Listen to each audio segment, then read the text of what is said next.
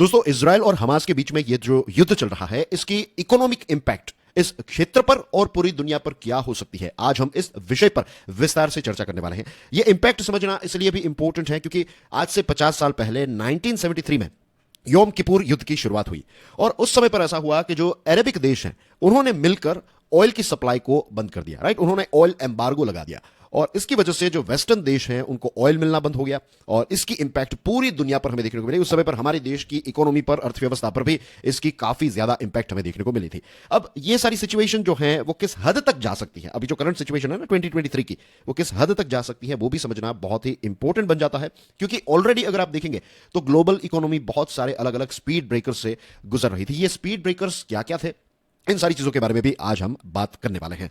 दोस्तों, मेरा नाम है प्रशांत मावानी, आप देख रहे हैं स्टडी क्लोज। आप मेरे दूसरे लेक्चर्स, जैसे कि अगर आप टॉप क्वालिटी का एडिटोरियल्स एंड आर्टिकल्स एनालिसिस, जो मोस्ट इंपोर्टेंट न्यूज़पेपर्स हैं उनके सिलेबस के पॉइंट ऑफ व्यू से मोस्ट इंपोर्टेंट जो आर्टिकल्स होते हैं, एडिटोरियल्स होते हैं, उसका एक अच्छा एनालिसिस देखना है, then check out curiously education. दोस्तों, we have also launched a new course, इसका नाम है NLP फॉर एकेडमिक सक्सेस। इस कोर्स को डिजाइन किया है डॉक्टर मयूरिका दास जी ने और ये कोर्स जो है ये आपके सेल्फ डेवलपमेंट के लिए एक बहुत ही इंपॉर्टेंट कोर्स है। इस कोर्स के साथ जुड़ी हुई सारी डिटेल्स आपको हमारे मोबाइल ऐप पर मिल जाएगी।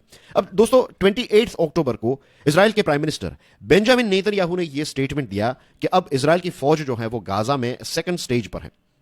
ऑलरेडी एयर स्ट्राइक्स चल रही थी, अब सी और ग्राउंड स्ट्राइक्स जो है ये और ज्यादा इंटेंस होने लगी है। ग्राउंड फोर्स जो है वो अब इसमें इन्वॉल्व होने लगी है। यूनाइटेड नेशंस के द्वारा जो बातें बताई जा रही है या फिर एक अपील की जा रही है कि सीज फायर यहां पर किया जाए, तो ये सारी चीजें जो है वो इजराइल अभी रिजेक्ट कर रहा है क्योंकि इजराइल के इमोशंस जो है वो काफी ज्यादा हाई है। एंड आपको ये भी पता होगा कि यूएसए के प्रेसिडेंट जो है वो इजराइल की यात्रा पर गए। राइट, लास्ट वीक वो वहां पर थे। हमने इस पर एक अलग से वीडियो भी बनाया था और इस पर डिस्कशन की थी कि क्या क्या चीजें जो है वो टेबल पर होगी, कौन कौन सी चीजों पर डिस्कशन होगी। अब देखिए, यूएसए के प्रेसिडेंट जो है उन्होंने ये कहा कि ये इजराइल का अधिकार है, इजराइल का पूरा राइट है कि वो अपने आप को डिफेंड करे। सेल्फ डिफेंस जो है वो हर एक देश का एक अधिकार है।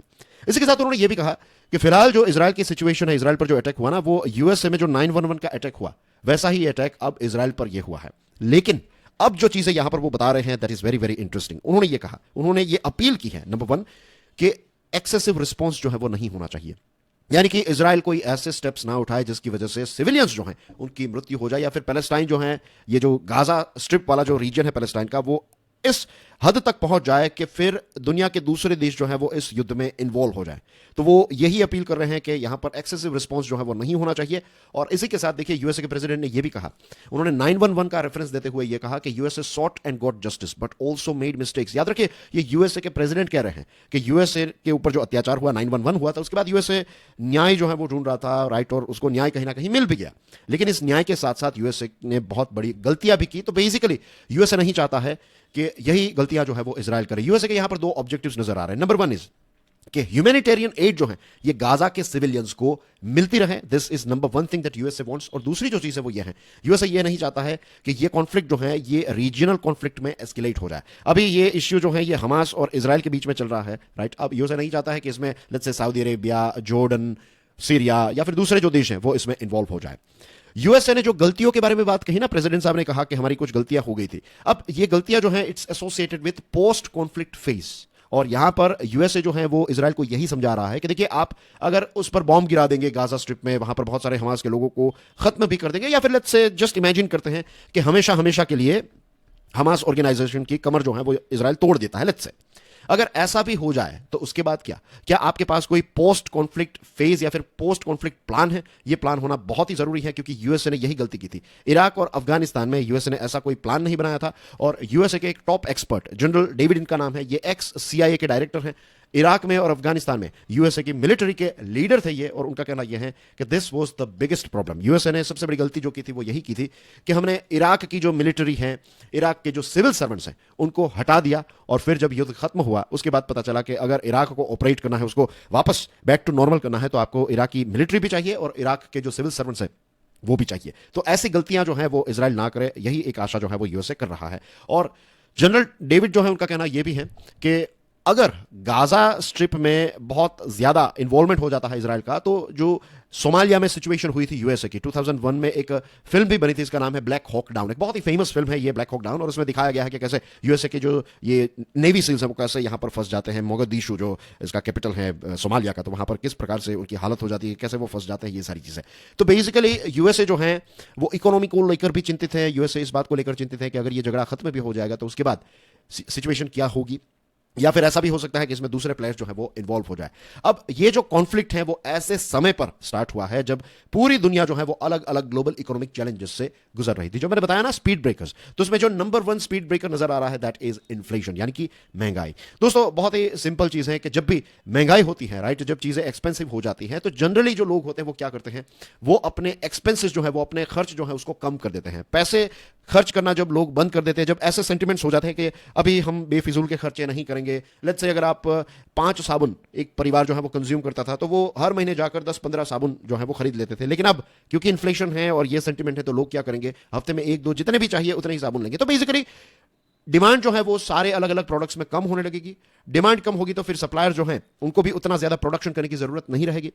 बहुत सारी जॉब्स जो है वो चली जा सकती है। तो एक बहुत ही विशियस साइकिल, एक बहुत ही आप कह सकते हैं खतरनाक जहरीली साइकिल जो है इसकी शुरुआत हो सकती है।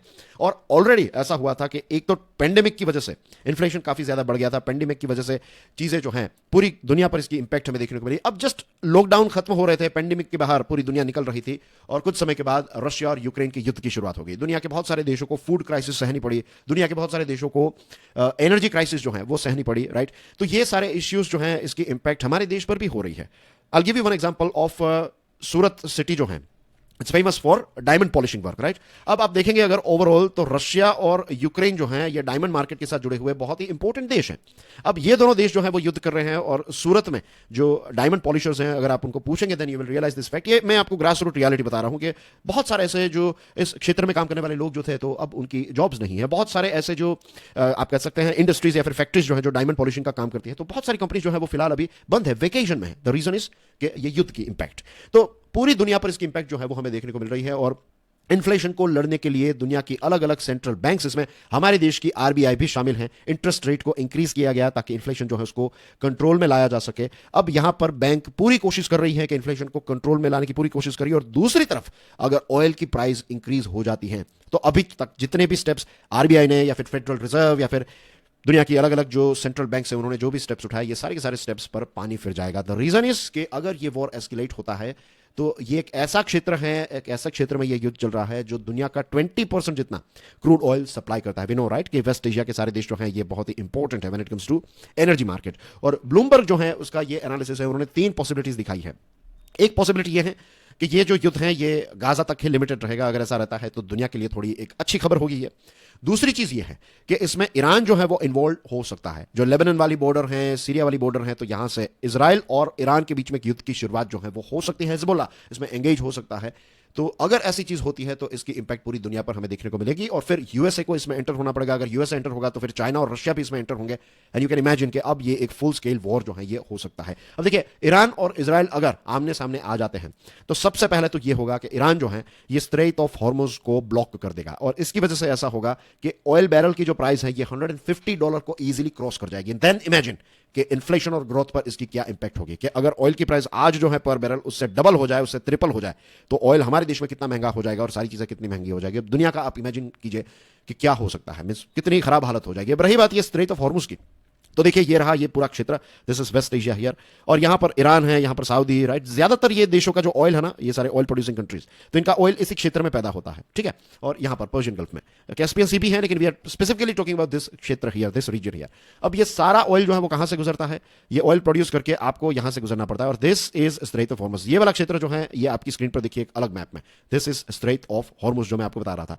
अब जनरली स्ट्रेट ऑफ हॉर्मुज जो है उस पर टोटल कंट्रोल ईरान का रहता है। तो ईरान अगर यहां पर एक ब्लॉकेज कर देता है, ईरान अगर इस चीज को ब्लॉक कर देता है, तो फिर पूरी दुनिया पर एक बहुत ही नेगेटिव इंपैक्ट हमें इसकी देखने को मिल सकती है। लेकिन फिलहाल अमेरिका जो है ये थोड़ा बहुत कॉन्फिडेंट है, क्योंकि आज अरेबिक देश जो है वो काफी ज्यादा डिवाइडेड है। ईरान की अलग टीम है, सऊदी अरेबिया की अलग टीम है, कतार अपनी तरफ से अलग गेम खेल रहा है। तो यहां पर एक डिवाइडेड अरब वर्ल्ड हमें देखने को मिल रहा है। और अमेरिका का इंफ्लुएंस जो है वो आज भी काफी अच्छा है इस पर्टिकुलर क्षेत्र पर। लेकिन अमेरिका इसी चीज को लेकर चिंतित है कि अगर गाजा में ह्यूमैनिटेरियन क्राइसिस जो है वो हाथ के बाहर निकल गई, अगर ये आउट ऑफ कंट्रोल हो गई, तो फिर अरबिक देश जो है उनके पास कोई ऑप्शन नहीं रहेगा, वो यूनाइट हो जाएंगे। और अगर ये यूनाइट होंगे तो जैसे हमने देखा था 1973 के जो यौम किपुर के युद्ध पर, जो उसके बाद जो सिचुएशन हुई, ऐसी सिचुएशन जो है वो हो सकती है। सो आई होप दोस्तों आज की डिस्कशन से आपको एक विजन मिला होगा, एक कॉन्सेप्चुअल क्लैरिटी मिली होगी कि ये जो युद्ध है ना, इसकी इंपैक्ट इस क्षेत्र में और पूरी दुनिया पर, हमारे देश भारत पर इसकी इंपैक्ट जो है वो क्या हो सकती है, उसका एक बिग पिक्चर जो है वो आपको आज रियलाइज हुआ होगा। That's everything from my side. My name is Prashant Mamani, and I thank all of you for your love and support. Thanks for subscribing Study Glows. Thanks for supporting Curiously Education. And dear friends, ये जो course है, जैसे मैंने आपको बताया, ये आपके self development के लिए डिजाइन किया गया कोर्स है, और ये स्पेसिफिकली आपके एकेडमिक्स के परफॉर्मेंस को, आपके स्टडी के परफॉर्मेंस को बूस्ट करने के लिए इस कोर्स को डिजाइन किया गया है। डॉक्टर मयूरिका दास जी जो हैं, इनका 15 सालों से ज्यादा का साइकोलॉजी की फील्ड में अनुभव है। तो ये जो कोर्स है ना, ये उनके इतने सालों का जो अनुभव है, उनका जो एक्सपीरियंस है, उनकी जो नॉलेज है, उसका निचोड़ आपको इस कोर्स में मिल रहा है। Make the most out of it. सारी डिटेल्स आपको हमारे मोबाइल ऐप पर मिल जाएगा। I will see you soon with some more interesting topics. Till then enjoy your studies. God bless you all. जय हिंद।